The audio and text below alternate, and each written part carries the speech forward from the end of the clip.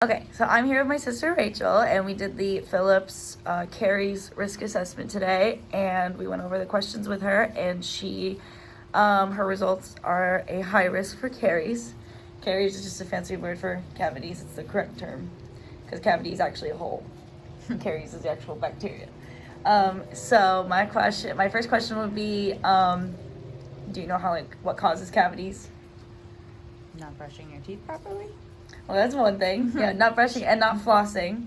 Because a lot of cavities will start like in between your teeth because nobody flosses and there's bacteria that gets down in there.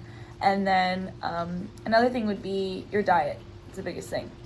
So if you're eating a lot of carbs and sugars and you're kind of just letting it sit on your teeth, especially sticky stuff like sticky candy, then over time what happens is that it starts to kind of ferment. It sits on your teeth and it ferments, and then it turns into acid, and you know what acid does? It breaks down stuff, and it breaks down your enamel.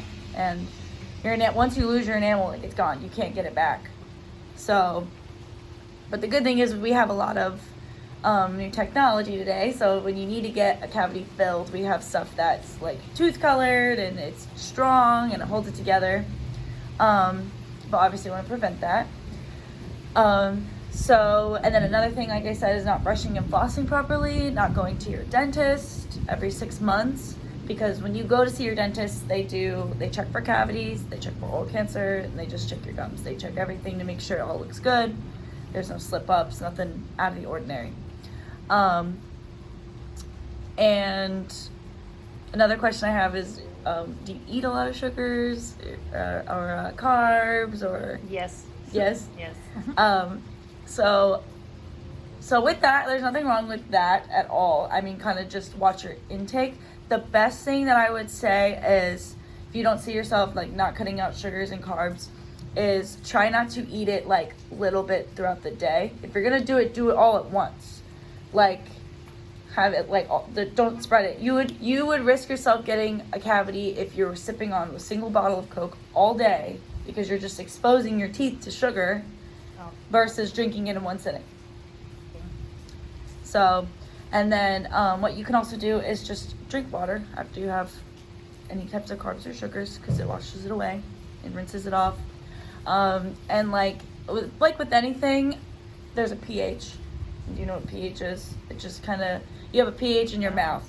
So like if it's low, it's very acid. High, it's alkaline. So you want to keep it at like the center. You want to keep it right in the middle. So, and then,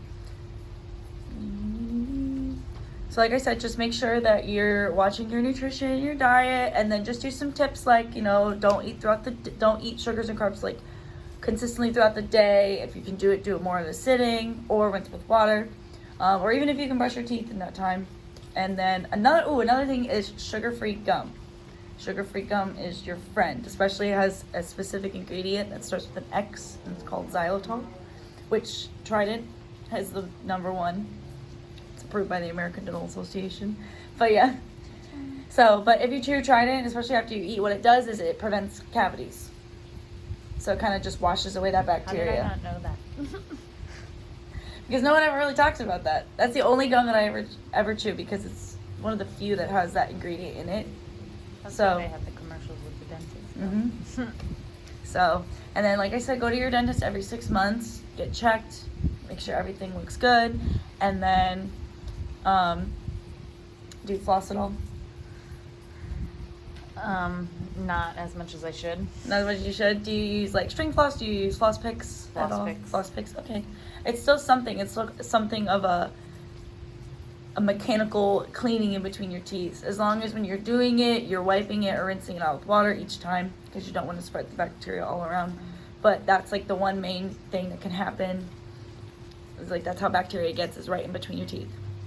So, so obviously starting flossing or flossing more would be something else to look into. Do you use toothpaste that has fluoride in it at all? Do you know? I'm not even sure. Not I don't sure. ever pay attention. Which one do you have? Do you know? Is it Crest. Colgate or? Crest. Okay. Well, that's so good. A lot of like Colgate and Crest, they mostly always have fluoride in it, in their toothpaste, and that's something you want to look into. because especially before bed, if you don't brush your teeth before bed, it also helps protect your teeth, especially while you're sleeping, because your mouth has a warm or a moist environment when you're sleeping with your mouth closed. So as long as you have that protective layer on. And then when you go to the dentist, they do a fluoride treatment, which is very, very helpful. And then it also, like, even when you get a fluoride treatment at the dentist, even if you have really small cavities, it can actually get rid of them. So, and you'd rather get rid of it or prevent it before it gets worse. And then you have to pay for it. That's true. So, okay. And then, so here is her results. She's a high risk. We went over oral hygiene, nutrition, talked about what cavities are, and then going to see your dentist. Well, thank you.